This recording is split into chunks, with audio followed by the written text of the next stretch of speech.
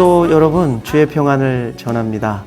2024년 추석 명절 아침입니다.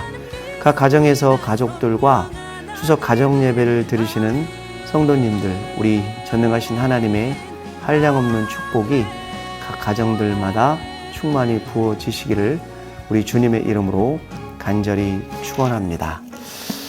오늘 본문을 보면은 아브라함은 원래 갈대아 우르에서 살았던 사람입니다. 학자들에 의하면 지금의 이라크 지역 내에 텔 엘 무키이아르라는 곳이 그 장소라고 추정되고 있습니다. 그런데 당시 메소포타미아 남부에 위치한 수메르와 바벨론의 대도시 가운데 하나였던 이곳은 우상의 도시였습니다. 수많은 신들을 섬기는 우상 숭배가 자행된 곳입니다. 창세기 11장 하반부를 보면은 아브라함의 아버지 데라가 가족을 데리고 하란에 정착을 하는 모습을 보게 되는데, 그 하란은 아마르라고 불리는 달신을 섬기는 대표적인 장소였습니다. 그리고 우리가 잘 아는 창세기 12장의 말씀에 나오죠. 창세기 12장 1절로부터 3절을 제가 봉독합니다. 여호와께서 아브라함에게 이르시되 너는 너의 고향과 친척과 아버지의 집을 떠나 내가 내게 보여줄 땅으로 가라. 내가 너로 큰 민족을 이루고 내게 복을 주어 내 이름을 창대하게 하리니 너는 복이 될지라. 너를 축복하는 자에게는 내가 복을 내리고 너를 저주하는 자에게는 내가 저주하리니 땅의 모든 족속이 너로 말미암아 복을 얻을 것이라 하신지라. 하나님은 주권 가운데 아브라함을 선택해서 우상의 장소에서 구출해서 하나님이 주시고자 하시는 젖과 꿀이 흐르는 땅으로 인도하시려는 계획이 있었다는 것입니다. 그리고 그 후에 계속 하나님은 아브라함에게 나타나셔서 이 약속을 상기시키십니다.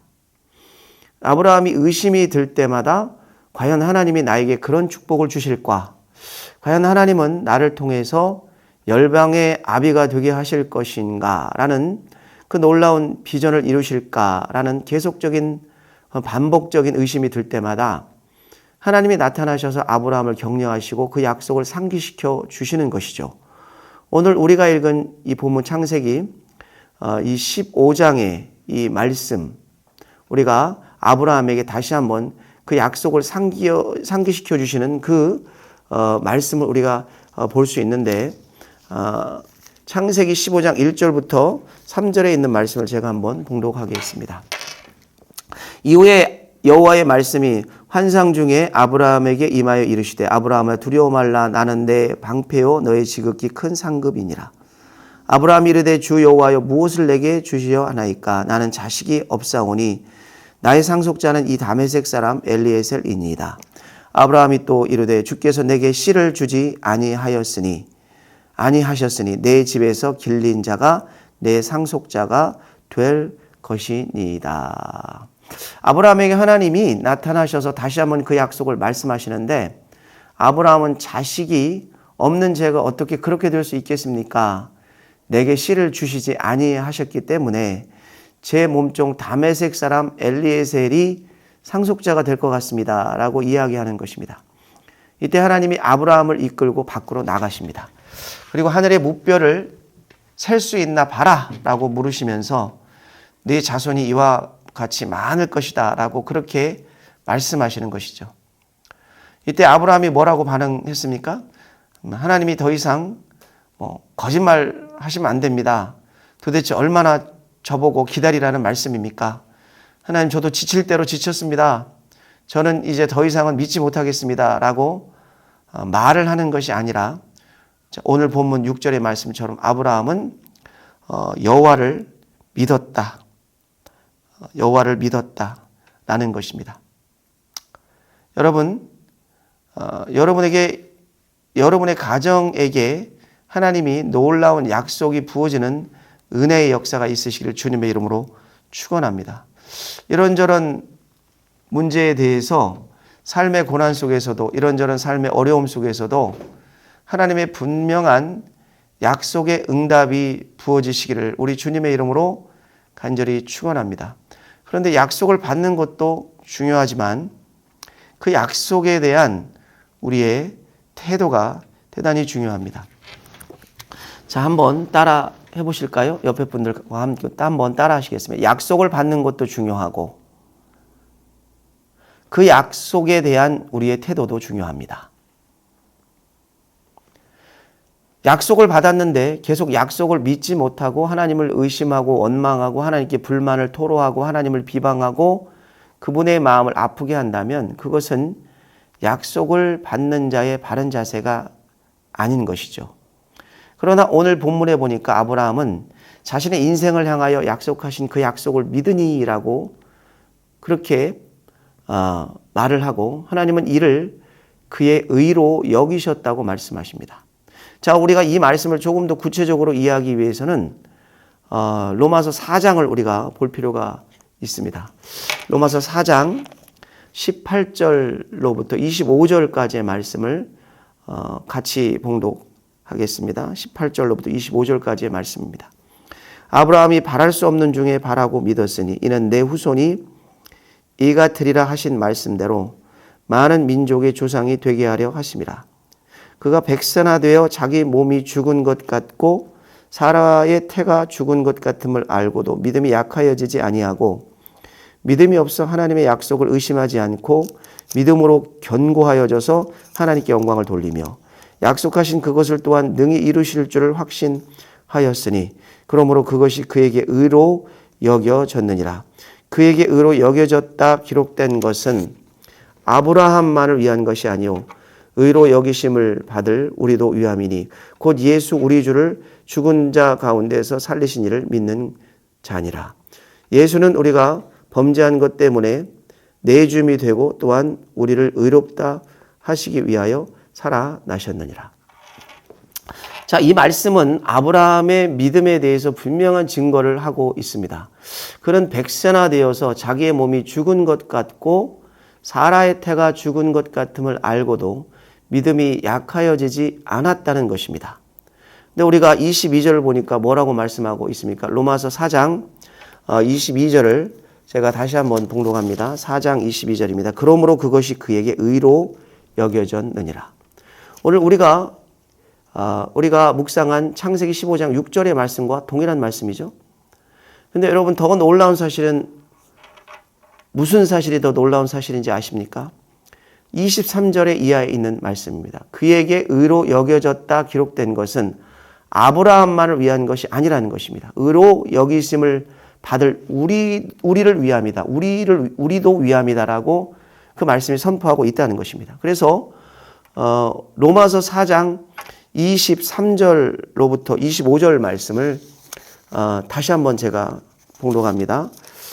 그에게 의로 여겨졌다 기록된 것은 아브라함만을 위한 것이 아니요 의로 여기심을 받을 우리도 위함이니 곧 예수 우리 주를 죽은 자 가운데서 살리신 이를 믿는 자니라. 예수는 우리가 범죄한 것 때문에 내줌이 되고 또한 우리를 의롭다 하시기 위하여 살아나셨느니라. 예수 그리스도를 통한 의, 그 십자가의 칭의의 구원을 이루어서 하나님의 의롭다 하심을 얻고 하나님의 백성이 되는 그 놀라운 진리를 이 말씀이 선포하고 있는 것입니다. 여러분 오늘 2024년도에 추석 명절을 맞이하고 있습니다. 다 같이 가정에 모여가지고 추석 명절 예배를 이게 드리시는데 오늘 여러분 가운데도 아직도 예수님을 모르시는 분이 있습니까? 예수님을 영접한 그 놀라운 축복을 알지 못하시는 분이 있으십니까? 오늘 이 시간 아브라함이 믿음으로 의롭다함을 얻어서 그와 그의 가정이 축복의 땅으로 갈 뿐만이 아니라 믿음의 조상과 열방의 아비가 되었던 것처럼 오늘 여러분이 예수님을 영접해서 의롭다함을 얻고 구원받아 저 놀라운 천국의 여정을 살아가실 뿐만이 아니라 또 이 땅에 살아가시면서도 전능하신 하나님이 돌보시고 함께 하시고 보호하시는 가장 좋은 곳으로 인도하시는 은혜의 역사가 있으시기를 우리 주님의 이름으로 간절히 축원합니다. 우리 하나님을 영접해서 의롭다함을 얻게 되면 우리는 하나님의 자녀가 되는 것입니다. 그러면 하나님의 자녀에게 주시는 놀라운 특권이 있습니다. 그것은 우리에게 가장 좋은 것으로 하나님께서 우리 삶 속에서 인도하시는 것입니다. 가장 좋은 것으로 주시는 하나님의 은혜가, 그 은혜의 역사가 있다는 것입니다. 마태복음 7장 7절부터 11절의 말씀에 보면은 이런 말씀이 있습니다. 마태복음 7장 7절부터 11절 말씀입니다. 구하라 그리하면 너희에게 주실 것이요 찾으라 그리하면 찾아낼 것이요 문을 두드리라 그리하면 너희에게 열릴 것이니 구하는 이마다 받을 것이요 찾는 이가 찾아낼 것이요 두드리는 이에게는 열릴 것이니라. 너희 중에 누가 아들이 떡을 달라 하는데 돌을 주며 생선을 달라 하는데 뱀을 줄 사람이 있겠느냐. 너희가 악한 자라도 좋은 것으로 자식에게 줄 줄 알거든 하물며 하늘에 계신 너희 아버지께서 구하는 자에게 좋은 것으로 주시지 않겠느냐. 우리가 예수님을 영접해서 하나님의 자녀가 됩니다. 우리가 하나님의 자녀가 되면 하나님은 우리의 아버지가 되시는데 아버지는 항상 자녀에게 좋은 것을 주시는 분이죠. 오늘 이 말씀에 보면은 악한 자라도 자기 자식에게는 좋은 것을 준다는 것입니다. 자, 오늘 여러분 이 추석 명절을 우리가 맞이해서 온 가족이 같이 모여서 예배를 드리고 있습니다. 살아가시면서 여러분 뭘 붙잡고 살아가십니까? 하나님은 천지를 지으신 천하만물의 주인이시죠. 그 하나님이 자신의 자녀들에게 오늘 무슨 약속을 하고 계십니까? 가장 좋은 것을 주시겠다라고 약속하십니다. 그런데 이 약속은 예수를 믿고 영접하고 주님을 따르는 자에게 주어지는 축복입니다. 오늘 혹시 이 가정 예배를 드리시는 분들 가운데 아직도 예수님을 의심하고 있거나 예수님을 믿지 않고 신앙생활을 하고 계신 분들이 계시다면 오늘 예수님을 여러분의 인생의 주인으로 다시 한번 영접하시고 무엇보다 우리가 이 땅에서의 삶을 마감했을 때 가는 그 천국을 여러분들이 소유하실 뿐만이 아니라 이 땅 살아가는데도 가장 좋은 것을 받고 살아가시는 우리 하나님의 그 크신 놀라운 축복의 약속이 여러분들의 삶과 여러분들의 가정과 인생 가운데 그런 은총이 있으시기를 우리 주님의 이름으로 간절히 축원합니다. 행복하고 즐겁고 기쁜 그러한 추석 명절이 되시기를 주님의 이름으로 축원합니다. 기도하겠습니다. 하나님 아버지 감사합니다. 오늘 추석 명절을 맞이해서 우리 사랑하는 성도들 가정에서 이와 같이 예배를 드릴 때에 주의 크신 능력이 그들에게 임하게 하시고 특별히 선포된 말씀의 내용처럼 아버지 하나님 예수님을 알지 못하고 아직 예수님과 동행하지 못하며 그 예수님의 한량없는 은혜를 깨닫지 못한 분들이 있다면 오늘 이 가정 예배를 통하여 주님을 영접하고 주님과 동행하여 내세의 축복, 영혼의 구원뿐만이 아니라 이 땅에서의 가장 좋은 것을 누리며 살아가는 귀한 삶의 축복도 얻는 귀한 우리 성일의 가족들이 되게 하여 주시옵소서. 하나님 감사드립니다. 예수님의 이름으로 기도하옵나이다. 아멘. 축복합니다.